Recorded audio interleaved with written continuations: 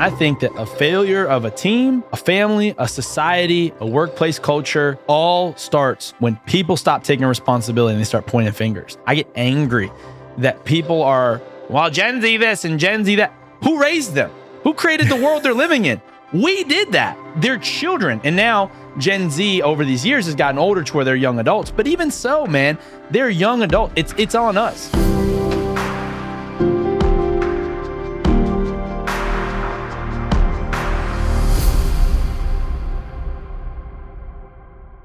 Welcome to Dreamers and Disciples, everybody. I'm so glad that you're here because I have the one and only John Rush on the show today. John, how are you doing? Hello, everybody.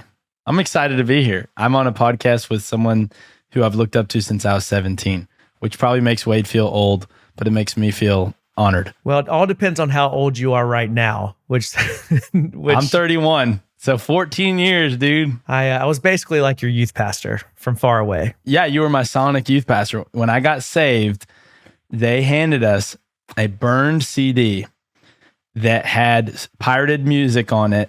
And on it were some of the early tracks of some of the first Elevation worship songs amidst a lot of Hillsong United and Chris Tomlin. What was your favorite old school Elevation song?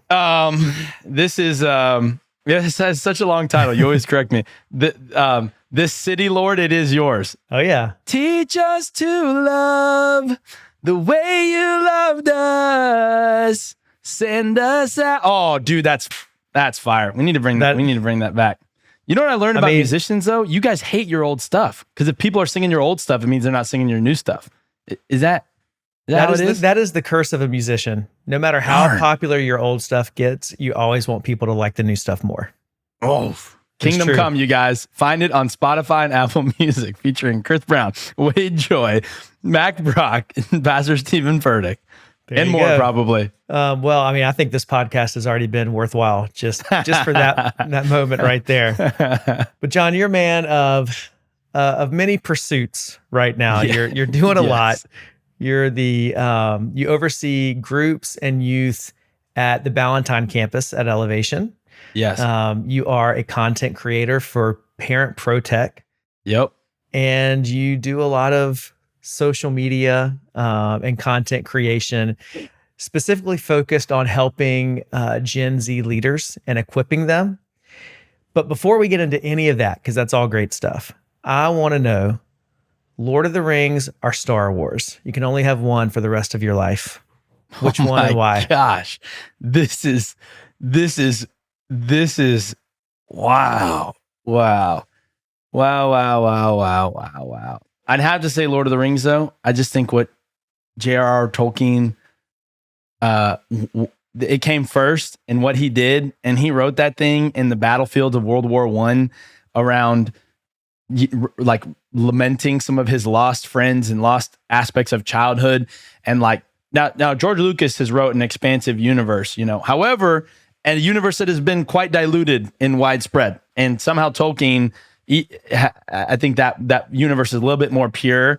And I mean, I just think those movies, goodness, Return of the King, what is it, Wade? 17 nominations, 14 Oscars. Oh gosh, I didn't know it was that many. Yeah, it's like, no, it's in the teens. It's so much. I mean, so how many things are that popular and that critically acclaimed? I mean, Viggo Mortensen learning how to use actually sword fight. Him, Viggo purchased, who played Lord of the Rings, purchased the horses from the sets and gave them to many of the actors, including his own.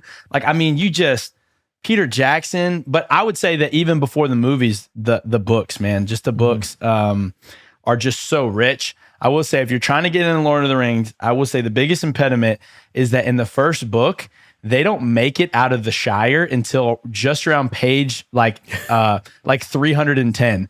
It's like, that just shows you the depth to which Tolkien wanted to describe and set up the world and the characters that he lived in. But it'd be Lord of the Rings for me. What about you? Oh gosh. Well, let me just say this.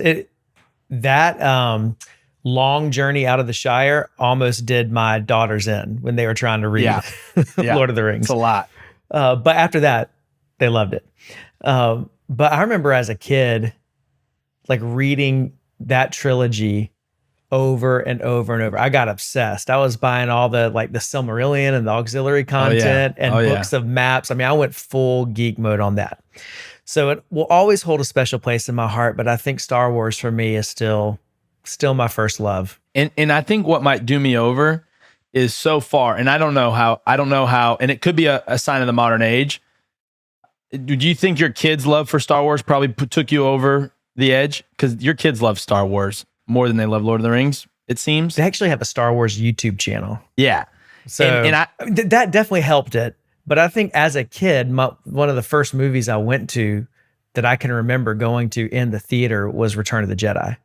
And so, I mean, I think just as a kid, lightsabers. I was a kid. There's nothing cooler than that, and the Force. And so I've held on to it all these years. Now, if you have Lord of the Rings with lightsabers, game over. It's very close. I mean, behind me, audio listeners, I have the original Star Wars trilogy on VHS, and then that red thing right there is a signed copy of the Return of the King movie script.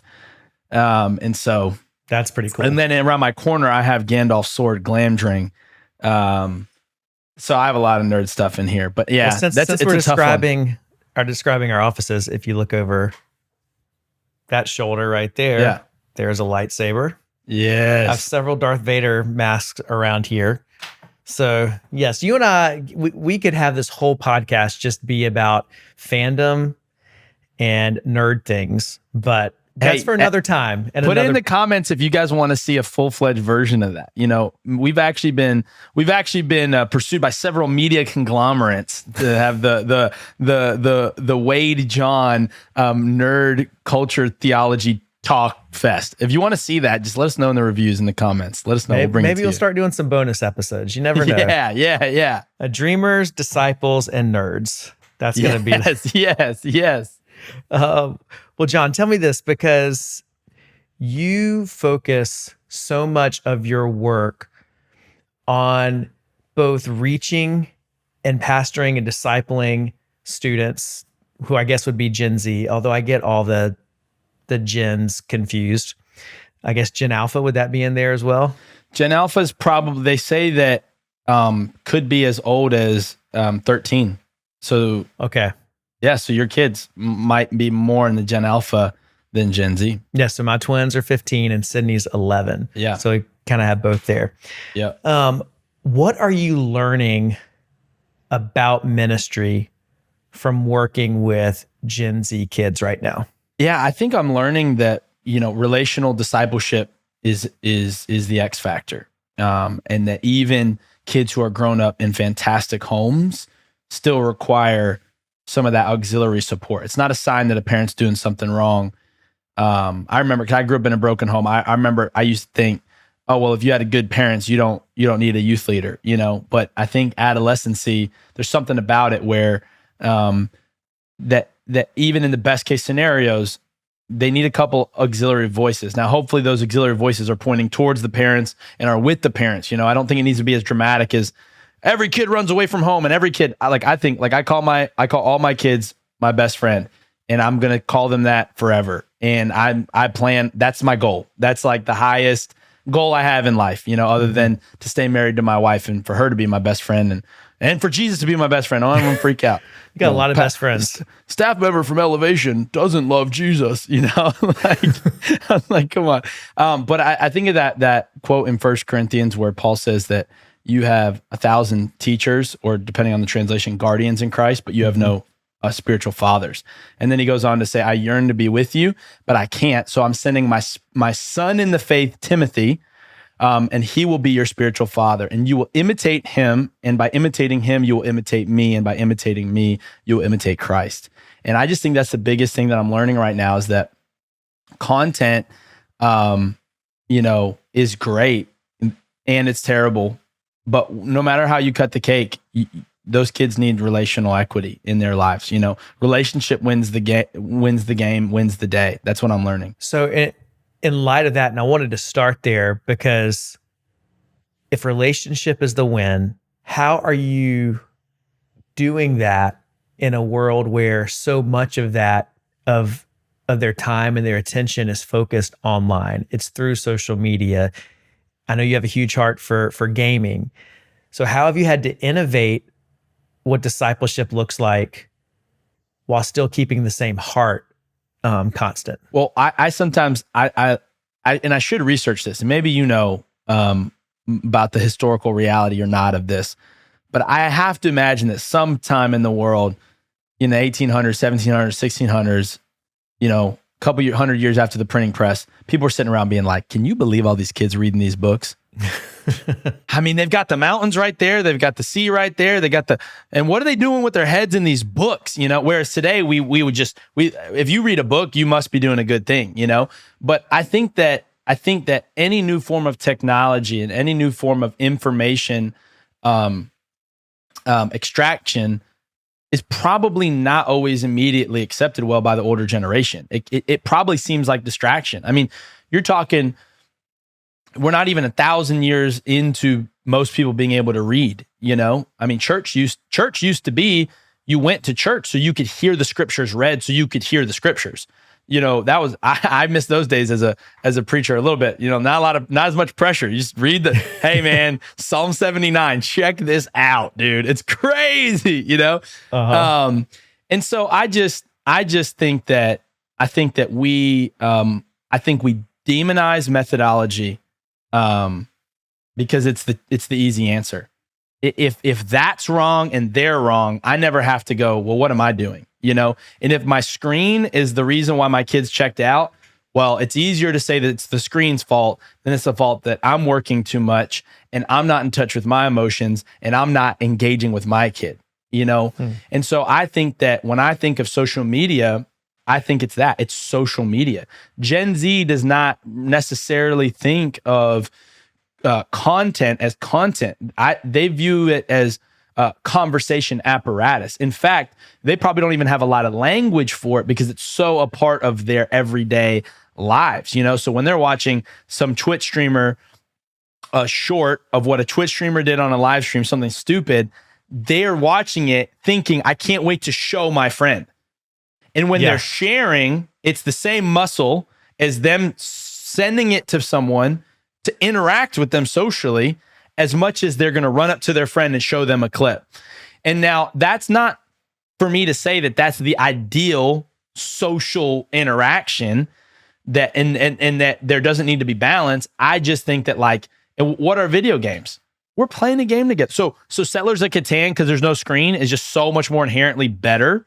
Like, not necessarily. If you're playing Lego Fortnite with your kid, you're building worlds, you're discovering things, you're talking about stuff, like you're describing characters, you're looking at all this. So I think our own shortcomings, and if I were so much to say, if I was thinking of C.S. Lewis's Screw Tapes letter, what I could see him saying is, I could see the demons talking, and I'm not all, like this. I just mean, if you read the book, like if I was the devil, so to speak, I would say, get parents to think that nothing good can come from these new apparatuses, because when we demonize it, we can disconnect them from it. And when we disconnect the parents from the passions of the youth, we break them relationally. And then the only mentors that kids will have left is fellow 22-year-olds who understand them but have no insight. So I'm just like, I just think sometimes we are now. I also think that Florida just is talking legislation about having a minimum age to have social media. I'm also very pro that. I'm not one to say, I think you should. My general advice is wait as long as you can to give your kid different devices. Or especially phones. Social media access, but it's going to happen eventually. And I think that they're actually great tools for social and relational interaction, as long as what starts online doesn't stay online. Yeah, no, those are some really great insights. And, thinking about my experience with my kids, it's funny when you're talking about playing a video game, some of our most fun times have been, playing the new Spider-Man game together or something like that. Like, we love doing that within moderation, set times. Yeah. But it can be just as fun as pulling out a board game for us. Yeah. But I also know, after doing all the research on social media and teen girls, that I didn't want my kids to have Instagram yet. Our teenagers, our twins got phones a couple years ago, but without social media. And I know people are saying, well, they're going to find a way to get on social media. You don't know. But I feel like based on our relationship with our daughters, I trust that they're not on social media. And we've talked about not having Instagram until at least 16. So they haven't gotten any of that yet, any Facebook. Do you find that that's a minority? Or, well, that's dumb. I know that is a minority. Do you think that's wise to wait that long? Or do you think that they are not going to know how to handle social media when they eventually get on there? What's the balance of wisdom there? Yeah, I think so. Like my thing growing up was like my mom didn't want me on Xbox. My mom didn't want me playing Yu-Gi-Oh! And my mom didn't want me drinking Mountain Dew. And it was just a no. And it was a never. And it was a boom.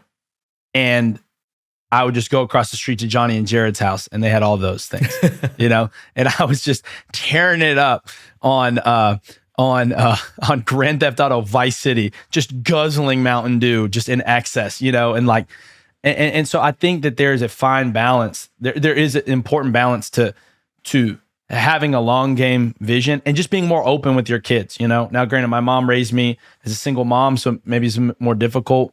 But either way, whatever your situation is, I think you just need to have open conversation with your kids. Hey, is it weird not having a phone at school?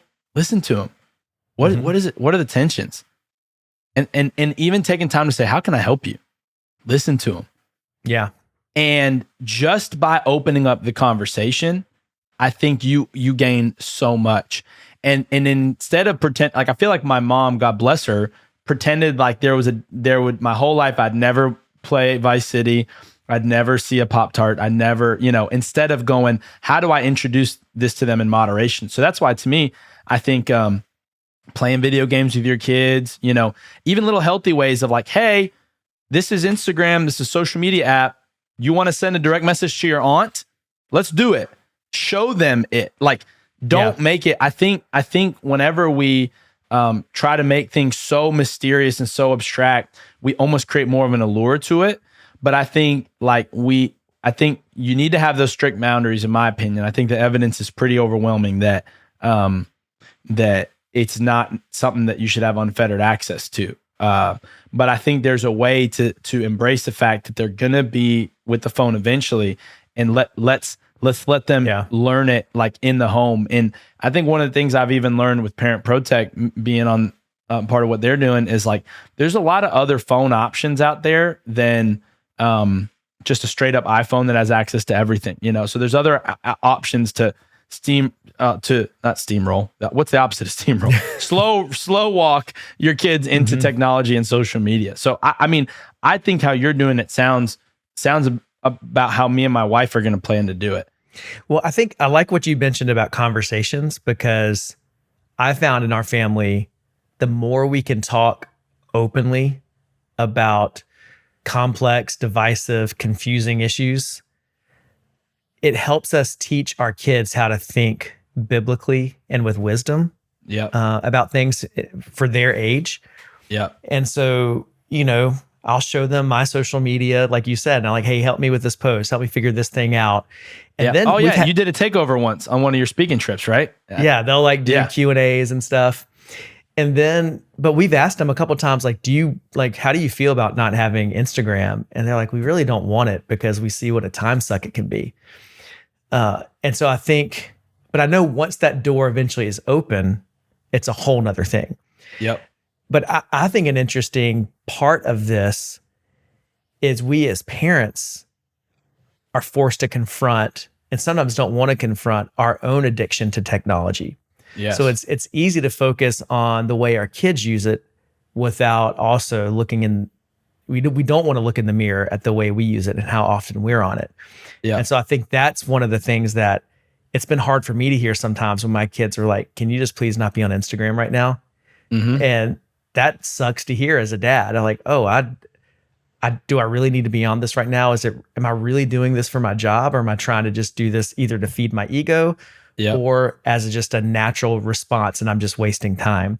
So I think these conversations with my kids have actually forced me to look inward as well. And I think you mentioned it earlier in the podcast of do we really want to do the work and say, are we being present? Are we actually trying to foster and build this relationship? Or are we just trying to demonize Gen Z, so to speak? Yeah, 100%. I think, it's addressing, certainly in the West, I think we have a greater just addiction to activity, just constant activity. And I think that as dangerous as screen time is families that have their kids signed up for 7 sports and they're never home and they're always running around. They're always stressed out. They're always freaked out. They're just always moving. And that's not me saying the typical, pastor thing is like, get them in church, like, because sometimes I think, like one of the things I love about our church is that majority of our volunteer positions are on an A and B week rotation. And now, and so that means that like, hey, if in a 4-week span, if you guys take a Sunday to be like with each other, or you just attend one service and you leave, or like whatever you got to do, prioritize your family, And so I think we're all just addicted to activity. And I don't think activity is the problem, but this is where I think it's sad, Wade. I think it's activity without productivity. We're just active to be active. And we don't know why, but it's a spirit of this age. It's a part of this culture. And I think that the way that you can filter what things you should be active in does this activity have productivity? And is that productivity one of our measured and stated goals as a family? Because the Rush family, we're in the midst of one right now. We get real busy. And I'm not afraid to be busy. I'm not afraid to work hard. I want to work hard. I want to present to God a good offering, and I want to model for my kids work ethic, and I want to help people, like I don't, in my effort to maintain Sabbath, like when it happened last night, someone from church, it was right around bedtime. They were really going through it. And I'm like, I'm going to take this call. And I told my kids that. And now, am I going to do that 8 times out of 10? No. But I also am not going to do it 0 times out of 10. Why? Because this is who we are. We're Jesus people. We do this stuff. And so I just think a big way that people can really just measure, even because I do the same thing. I'm like, wait, why am I even on my phone right now? Do I need to be doing this? Then I ask myself, do I need to be doing this now? Yeah. And if those questions are not answered, then that's an easy no. And so I think a big way that a healthy conversation parents and individuals and families can have is, does this activity have productivity? And what is that productivity? And is that linked to our goals, our vision, what God's speaking to us? Or are we just kind of like hoping that little Jimmy is going to finally, like, do you really want little Jimmy to be in the majors? Is he gonna? Is that worth it? Like, is that worth what it's stressing out your family in? I mean, that's for them to decide. But I'm more scared that parents don't even know what their end goal is. Wade, they're just doing it. We're all just so active. Well, I think it's also there's the mindless busyness that we're just going along with the regular flow of culture. But I think also we focus so much on telling our kids, or even with ourselves, focusing on what I don't need to do this, but we never replace it with, well, this is actually what we do need to do. This is what we do need to be productive about. And just to be real preachery and add some more P's or P words, I think it's like being present to your priorities. And so like knowing this is what's important to me, to our family. Yes. Helping your kids figure that out, and then saying, this is what we need to be present to. Love that. And so, yeah, we need to use our phone sometimes, but are we actually learning to be present in the moment? Are you present with the person right in front of you? Are you present in times with God? Are you present with the actual like calling He's placed on your life and devoting a lot of energy to that? Yep. So I think there's a real vacuum sometimes. We're good at telling people don't do this, but we don't really give them a great reason to a great fuel for their purpose, so to speak. Like, this is what I really want to chase after in my life. So that's something I've been thinking through a lot lately, both with parenting and also with myself. Like, and I think a lot of that comes from identity too, which is another big topic with Gen Z, is where they get their identity from. Yeah, no, I think that's great. I think, does your activity give you space to be present? Like, if by the time you make it to the side of that sports field 7 days a week, are you just gassing out of breath and you're just scrolling to take your mind off of the conversations you don't want to have, or, then maybe you're doing too much, but if being a part of that travel team for those 5 months is a part of your ministry, a part of your purpose, I know a lot of parents who, I think this is something the church can learn from. A lot of the reason why parents are putting their kids in so much sports is because that's where parents get a lot of sense of value and community. And they find a lot of meaning in that. And so it's, again, it's just what you said. I don't think it's about are all these one things wrong and these things bad. I think it's about measuring it for yourselves as an individual and as a family. I want to let you know, if there's a dream in your heart that you want to step into, but maybe you're paralyzed because you're afraid you're going to fail, I want to invite you to download my free prayer guide called Discover God's Dream for Your Life, 10 questions to clarify where God is leading and how to take the next step.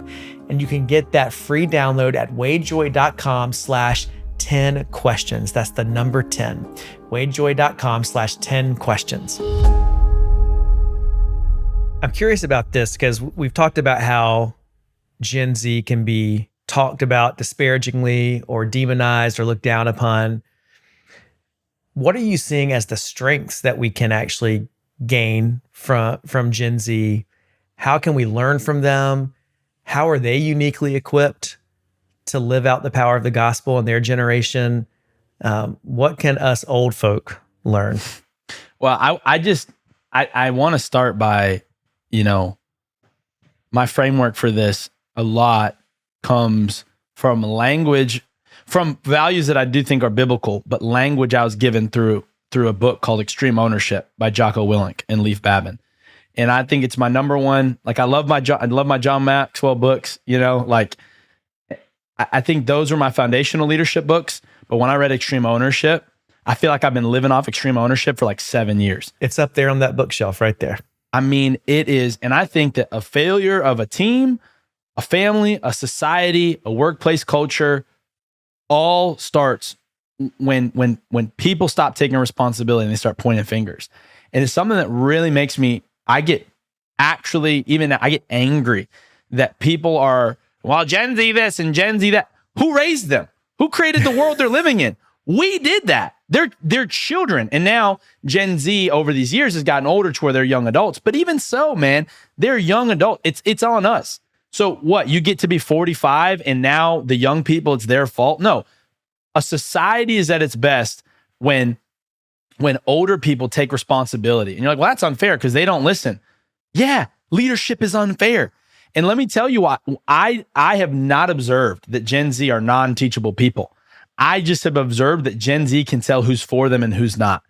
And it's the classic, to bring a Maxwellism in, it's withdraw without investment. And I think that Gen Z receives so much down talk, so much misunderstanding, so much negativity from generations. They can tell it in the tone. But when I speak to them with respect, they give respect to me. And I mean, you should see me I think you'd love it. When I speak at camps and it's Gen Z, oh my gosh, I'm so harsh. If a kid's talking, I'll look at me like, young man, I'll wait. And you're like, but how? The reason why I can be that stern is because I have gone out of my way to be that open to listen to them.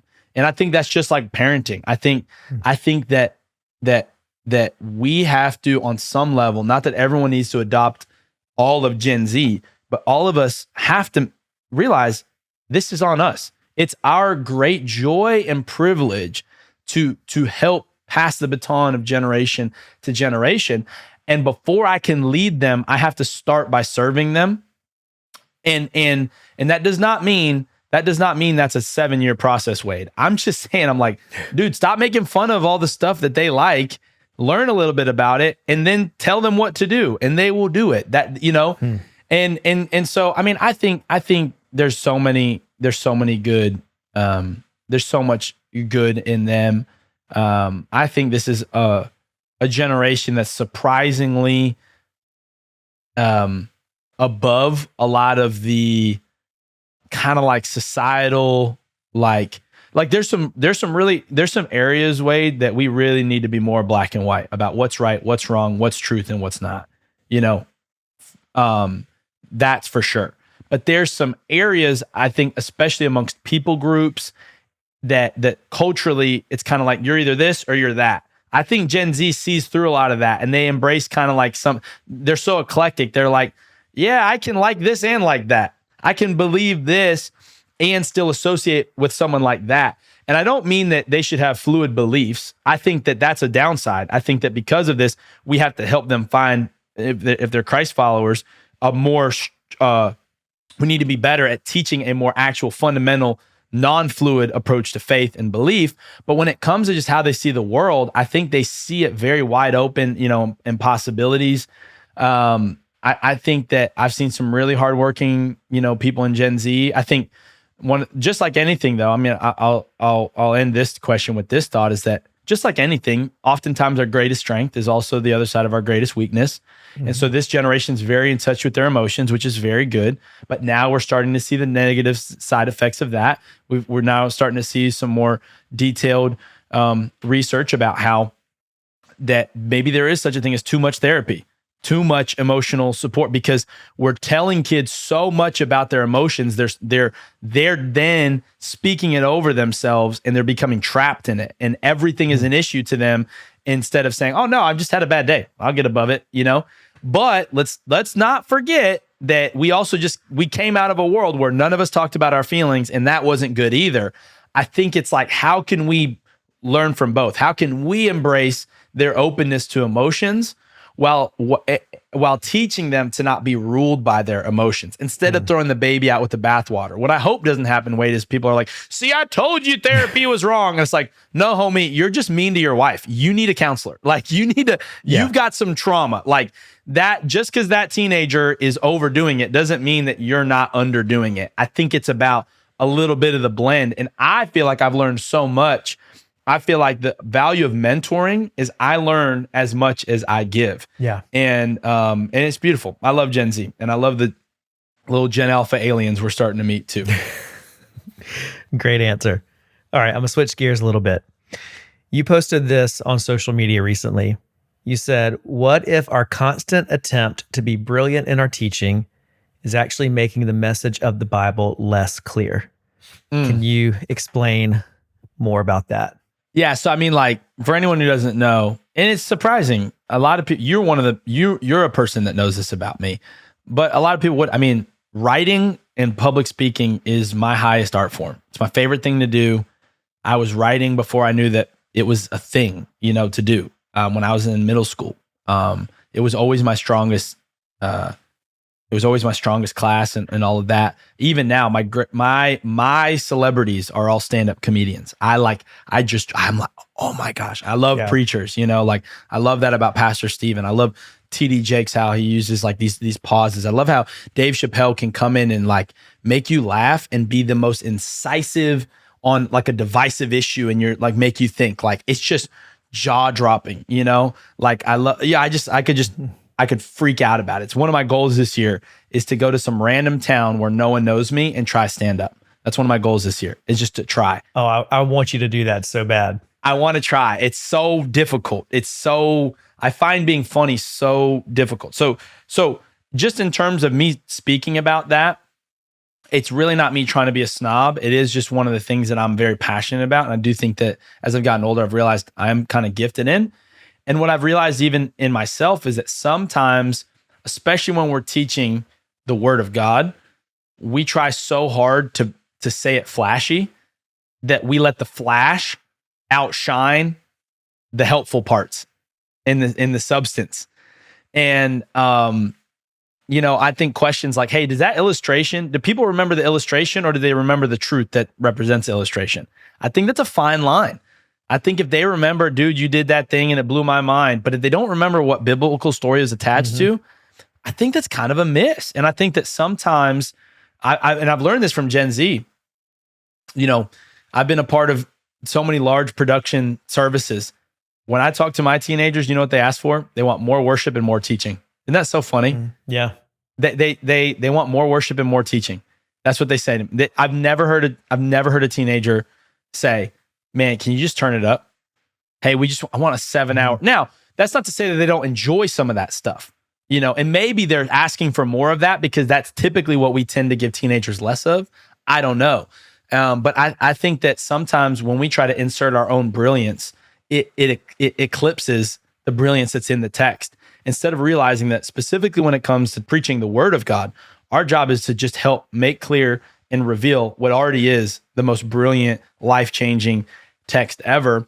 And I think that sometimes if I don't know, I just think it freed me, Wade, to just know I'm like, I just got to teach the Bible. Like, I don't need, but I could relate it to, I have a buddy who does corporate speaking. Shout out Ryan Leake, one of the best people I know. And he's speaking in front of all these multimillionaire leaders. And so often the things that hits the most for him is his personal stories and very simple principles. Mm-hmm. And I just think that in this Instagram age, or because we see certain people, we feel like we have to make it brilliant and awesome and colorful and loud. But just because something's loud doesn't mean people are listening. So that I think that's what I meant when I was posting that. I'm trying to chew through it myself. No, I think it's a really astute observation, because what I find so often right now, and I've seen it in my own story, of I'll try to copy someone's method rather than learning how their approach to, like, how did they actually study the Bible? How did they get this from the text? And then how are they trying to put flesh on it for people, rather than how are they coming in to try to wow people and make people remember their catchy illustration or whatever. And I just find so many people, we're trying to be a version of our favorite preacher, of our favorite comedian. Come on. And when we do that, it's because we don't know who we are in Christ. We don't know the specific identity and mantle and calling he's given us. And I think sometimes it's because we don't know what the scripture's really saying underneath it all. And we don't know how to rightly divide it and bring it all together. And so we mask that insecurity, or we mask that lack of study with bells and whistles that can cover over a lack of substance. And I think it's not always, done maliciously. I just think it's easier to get up there and come up with something that rhymes, and come up with something that's funny or whatever, and not really share something that's going to help people. And what you said is so true, that I feel like the times where I've felt like a message I preach really landed is when it's simple, and it's me sharing how that truth was lived out in my life and how God was faithful in my life. And that's what people relate to.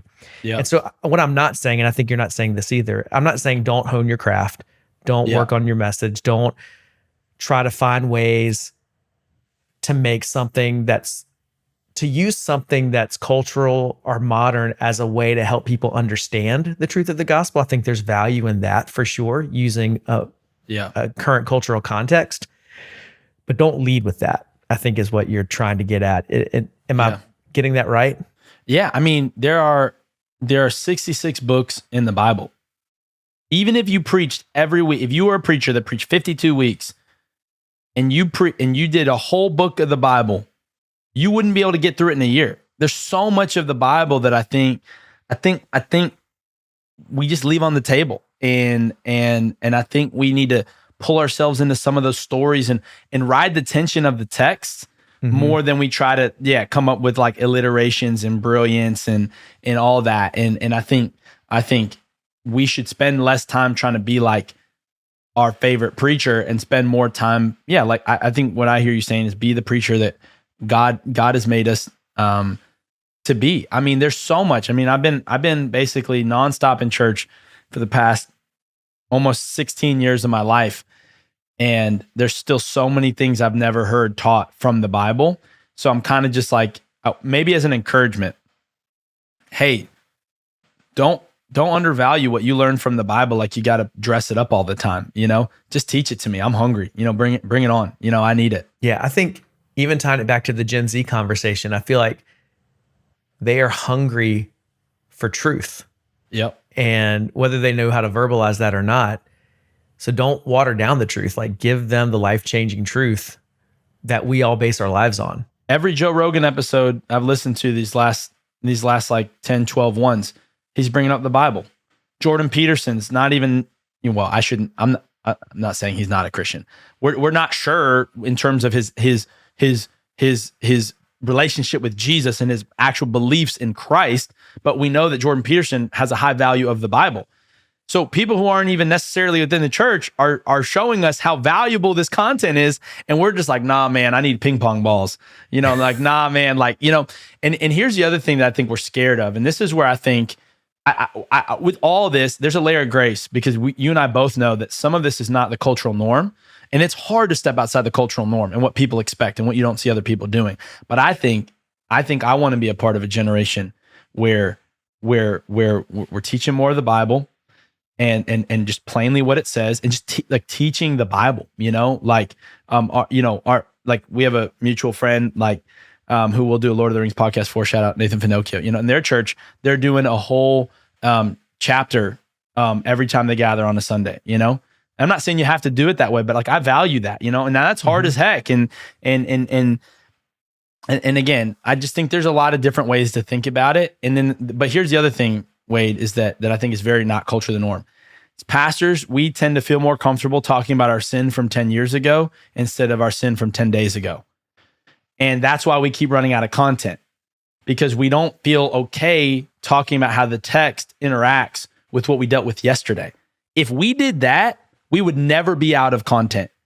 But there is this, and I'm not, and there's probably a line, right? As a leader, as a shepherd, I think it was Christine Kane that said, she said, or maybe it's Alex Seeley. I can't, as a woman of God with an accent. And they said it so authoritatively. I don't remember how they said, I remember what they said, but I don't remember who it was. But they said, we don't need, this generation no longer needs any wounded healers.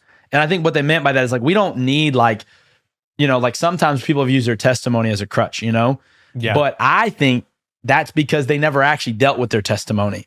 And I think they're talking about their past instead of what they were going through. And so I'm sure there's a balance, and I've never been the senior pastor of a church, so I don't claim to know it, but I think that maybe a good word and encouragement for some people listening is maybe just bringing more of an intersection between what you're still going through and what the text in the Bible says. And you might realize how much good content's actually there. Yeah, because the word of God is living and active. It wasn't just active 10 years ago, it's active in your life right now. So yeah, I agree with that principle for sure. And I do think there is wisdom on making sure you're not leading from a place of hurt or like a fresh wound. Yeah, confusion. You don't even know what to make of it yet. Yeah, and I've seen a lot of that on social media too, where we're just processing stuff in real time without actually going to God and to other people and giving. And it's all dependent on what it is too, like giving something the space that it needs to heal. So there's wisdom and discernment in that, but I do think we can put so many of our examples so far in the past because we don't want to open up to the fact that we are still vulnerable and weak and just as in need of Jesus as the people that we're preaching to. I have a buddy who is looking for churches right now, and just kind of just going through that season where it's just like, man, I just, I need a good church, but they had been involved in ministry and went to a church plant that had opened near him. And he just texted me, which again, I'm not saying that this is all right that he said this. I just think it's important that we listen to people. He just said the pastor's message on opening day of their church plant was about the sin he overcame when he was 16. He goes, I don't need this church, and it's like, and I resonate with that, of saying I need to know, I think something Pastor Stephen has said before is that we learn new deficiencies. That's been my experience with life, is that for every sin that I've overcome, I will along the way pick up new struggles that are not always linked to my past or what my dad did to me or any of these things. It's just part of being a human. And so I need to hear how someone's navigating that now, not just back then. And I think there's a lot of content in there, but I love what you said, Wade. I think that's so astute. I think if I had to encourage some pastors, I'd say I'm with you that I don't think that people should be pastored by TikTok and YouTubers. I think that's crap. And I think that that's dangerous. I will say we should ask, why are people listening to them so much? And one of the things that they offer that a lot of traditional pastors do not is a measure of vulnerability and relevancy that oftentimes doesn't get communicated in the pulpit. And I think that if local pastors can start tapping into that a little bit more, I think we can really hedge off this potential trend of people only listening to online preachers. And I don't claim there's no easy answer to any of this, and I don't want to say that, or there's no one size fits all. I just think these are my observations, and especially seeing young guys coming up, Wade. I guess it really all stemmed from me seeing young guys feel more worried about their illustration than their text or like the demonstration of the power of God in their preaching. Yeah, and I think both of us would agree on this. I've always really respected how Pastor Stephen does share his vulnerabilities in real time, and how he does preach from, hey, this is something that I've struggled with recently, and this is what God is teaching me. And so I think he has modeled for me well how to do that in close to real time, but also appropriately. Yep. Yeah. His line of thinking, which I remember tracing this back, was what led to, I think, a lot of the stuff in the Do the New You book, was when he said, it took me a moment to accept Christ, but it's taken me a lifetime to accept Stephen. And that just made me feel so free of saying, that is so true. Like, I do wrestle more with John than I do with Jesus, and that's okay. And Jesus is with me in that. And I think that what some people think, with maybe more of, like, for lack of a better term, a fundamentalist approach, is they just go, well, that's hogwash. That's inviting sin. That's inviting the flesh. And I go, man, Jesus became flesh. So clearly the association with flesh was not the problem. It's all about the relationship with flesh. And I think that sometimes pastors think that to operate in truth, they have to distance themselves from being a person. And I just don't think I don't think that's what Jesus modeled. Yeah. Well, let me read you another quote from social media, and this might be us landing the plane with this one, but you said, the one thing I know we need less of is leaders who are too busy to sit with people. The greatest threat to the church isn't politics, liberal ideology, shrinking church attendance, or moral failures. It's shepherds who keep getting lost in the palace. Yeah. Yeah. See, I've been writing stuff like this. Funny thing is, I've been writing like that since I was in like 9th grade. Before I was a Christian, if we could find my MySpace blog, there's no one writing in my, like, I just, and I'm not saying that that's not a flex. I'm just saying, I think all of us, I think a lot of our purpose is actually found in our past. What are the things that you've just always done? Mm-hmm. And those are, and that maybe you've kept in a closet and you need to, like, bring out. But yeah, I mean, I just think I think that there's nothing wrong. Like, I think big churches are amazing. I think big churches are in the Bible, in Acts. And I think that the children of Israel coming out of Egypt was big. I think God's whole promise to Abraham was, I'm going to make this a big nation. You can't even count these suckers. Like, God, like, and all throughout the Bible, there's organizations. Okay, so you're going to have different tribes, and there's Exodus. In Exodus when Jethro comes and talks to Moses. So break them down: captains of 1,000, captains of 100, captains of 10.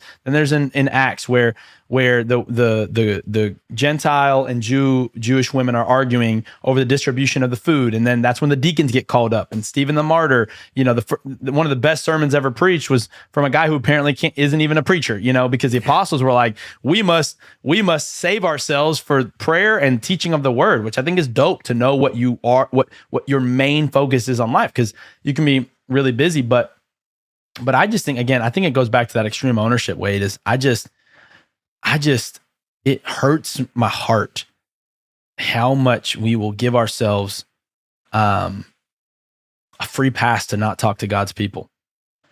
And trust me, I know what it's like to be right before a sermon and you're trying to figure it out. Yes, be in the green room. Oh my word, yes. I know friends, I have many worship leader friends,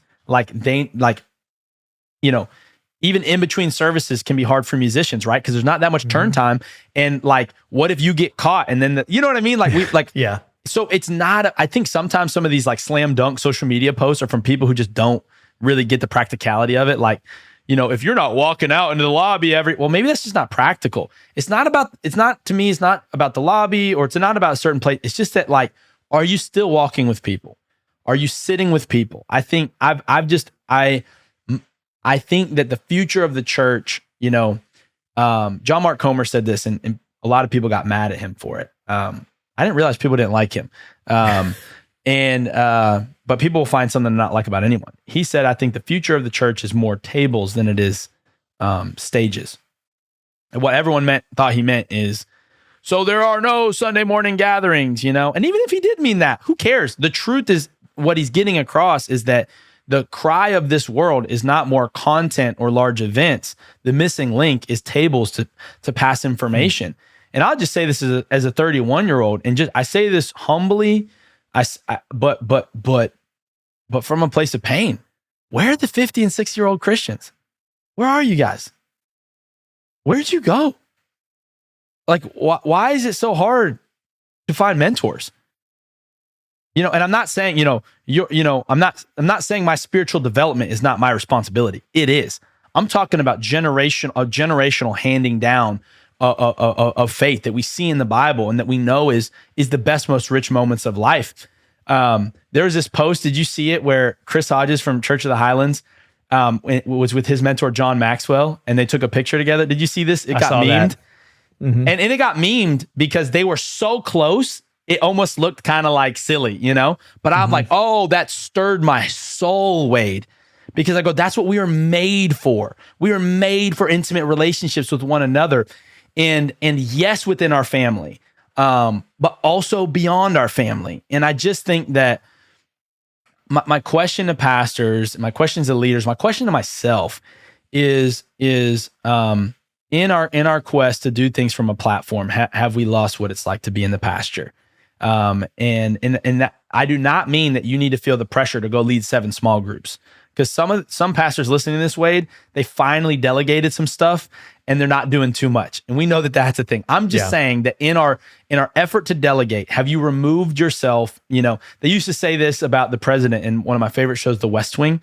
They would say, does he even know the price of milk? And the reason why they'd ask that of the president is, how in tune are you with the average experience of the people you're leading? And I think that's an important question for pastors to understand.